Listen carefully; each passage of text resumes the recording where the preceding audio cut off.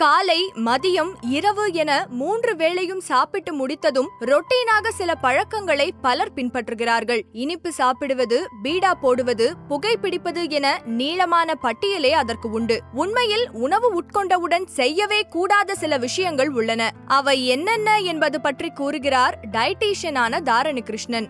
1. புகைப்பிடிப்பது.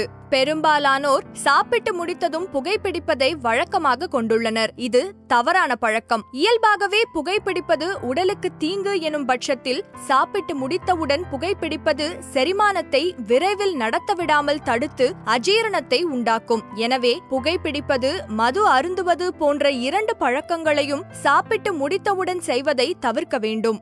2. திரவ உணவுகள் உட்கொள்வது. திரவ உணவுகளை காலை அல்லது மதிய உணவாக உட்கொண்ட பின்னர் திரவ உணவுகளான பழச்சாறு போன்றவற்றை உடனடியாக அருந்தக்கூடாது. ஏனெனில் இது செரிமான சாறுகள் எனப்படும் டைஜஸ்டிவ் ஜூஸ்களை உருவாக விடாமல் தடுக்கும். மேலும் மதிய வேளைகளில் உட்கொள்ளும் டெசர்ட்ஸை சிறிதளவே எடுத்துக்கொள்ள வேண்டும். அதுவும் மதிய உணவில் தயிர் சேர்த்துக் கொள்ளும் பட்சத்தில் தயிருக்கு முன்னதாக சாப்பிடுவது சிறந்தது. இதுதான் நம் முன்னோர் பின்பற்றி வந்த பழக்கமும் கூட. 3. உறங்குவது. சாப்பிட்டு முடித்தவுடன் உறங்குவது பெரும்பாலானோரின் பழக்கமாக இருக்கிறது. இது மிகவும் தவறான ஒன்று. அஜீரணத்துக்கு முக்கியமான காரணியாக விளங்குவது இதுதான். உணவு உட்கொண்டதும் தூங்குவதை விட சாப்பிட்ட உணவு செரிமானமாவதற்கு போதுமான நேரத்தை ஒதுக்கி செரிமானம் சீக்கிரம் நடைபெற நடப்பது, நேராக அமர்ந்து புத்தகம் படிப்பது என ஏதேனும் ஒன்றை பழக்கத்தில் கொண்டு வரலாம். மேலும் சாப்பிட்டவுடன் தூங்குவது உடல் பருமனாக முக்கிய காரணங்களில் ஒன்றாக கருதப்படுகிறது. 4. உடற்பயிற்சி மேற்கொள்வது.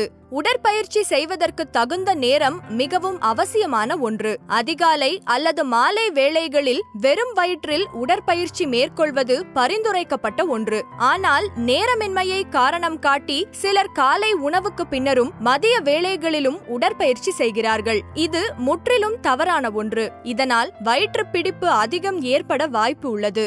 5.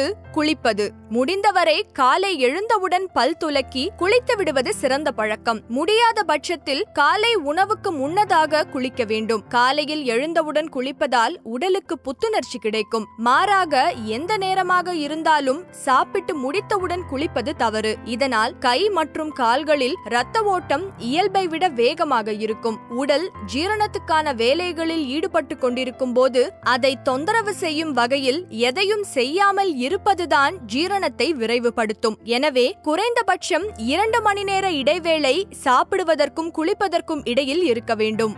6. டீ, காஃபி அருந்துவது.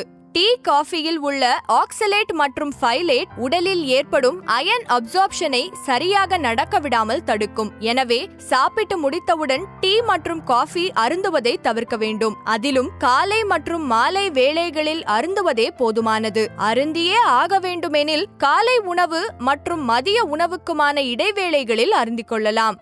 மேலும் இது போன்ற தகவல்களை தெரிந்து கொள்ள சுட சுட சேனலை சப்ஸ்கிரைப் செய்யுங்கள்.